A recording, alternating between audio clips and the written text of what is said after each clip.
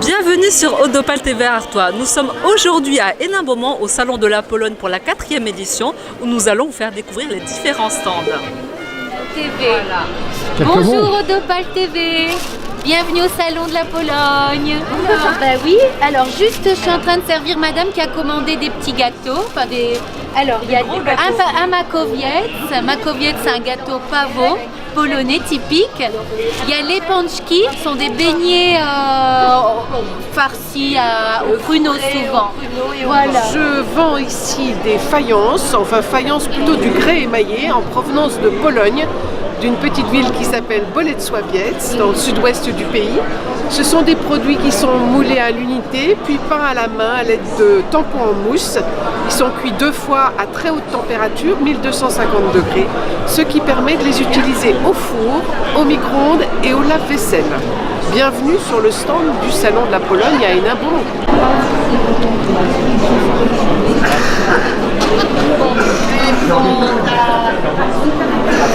On vend des produits artisanaux qui viennent de Pologne, c'est les ustensiles en bois pour la cuisine. Après c'est des jouets en bois, des sabots en bois, en cuir et d'autres accessoires aussi. Nous sommes au stand d'Olivia qui nous présente de l'herbe de bison. Donc nous avons quelques questions à vous poser Olivia. Bonjour Olivia. Bonjour. Alors, qu'est-ce que l'herbe de bison déjà en premier lieu? Alors donc l'herbe de bison, c'est une plante qui pousse au nord-est de la Pologne, donc là où il y a les derniers bisons d'Europe à l'état sauvage. Donc il y a de l'herbe qui pousse dans les prés et de l'herbe qui pousse dans la forêt. Alors, petite question, d'où vient le nom de l'herbe de bison Olivia? Alors donc on appelle l'herbe de bison par ce nom parce qu'en fait donc l'herbe pousse dans la région où vivent les derniers bisons d'Europe à l'état sauvage, donc dans la forêt de Białowieża. C'est la première plante qui va percer la neige au début du printemps. Donc les bisons qui sont nourris par l'homme avec du foin en hiver se jettent sur l'herbe de bison. Et puis donc comme l'herbe de bison est très odorante, la fourrure des bisons sent l'herbe de bison. L'herbe de bison, quels sont les usages les plus pratiques ou les plus sympas?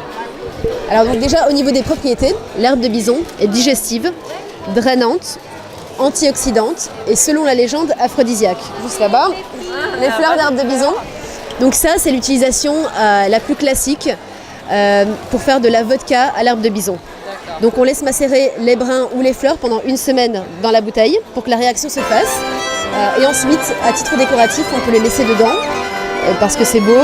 Et de toute façon, ça ne bouge plus après. Voilà, et après on peut conserver la bouteille pendant des années. Ensuite il y a des petits cochons. Ça sent trop bon. Voilà, donc ça sent vraiment la forêt. La nature en fait. Il y a des petits cochons. On peut mettre sur sa table de chevet, dans l'armoire, ça parfume et en plus ça chasse limite les moustiques. C'est de bonnes choses. Monsieur le Président, je suis persuadé que cette formidable initiative n'arrêtera pas de prendre de l'ampleur au fil des années et je vous souhaite une très heureuse continuation de tous vos projets. Sachez que vous pouvez toujours compter sur l'ambassade de Pologne en France. Mesdames et messieurs, permettez-moi de vous d'adresser mes compatriotes, aussi en polonais, dans quelques mots. Szanowni Państwo, jest mi niezmiernie miło witać Państwa w dniu dzisiejszym w Hénin-Beaumont, gdzie gościmy na kolejnym 4. już salonie. Alors, bienvenue sur Odopal TV Artois. Nous sommes actuellement au 4e salon de l'édition de la Pologne. Nous avons le plaisir d'avoir le vice-consul de Pologne. Bonjour monsieur le vice-consul. Bonjour madame.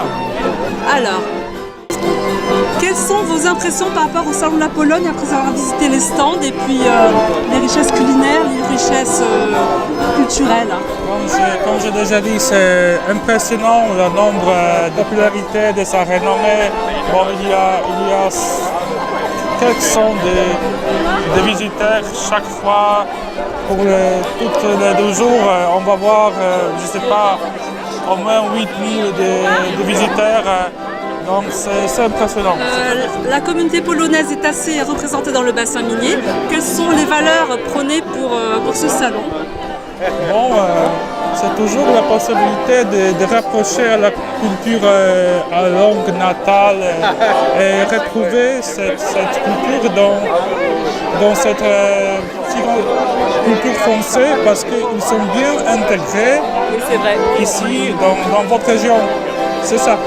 Merci monsieur le vice-consul.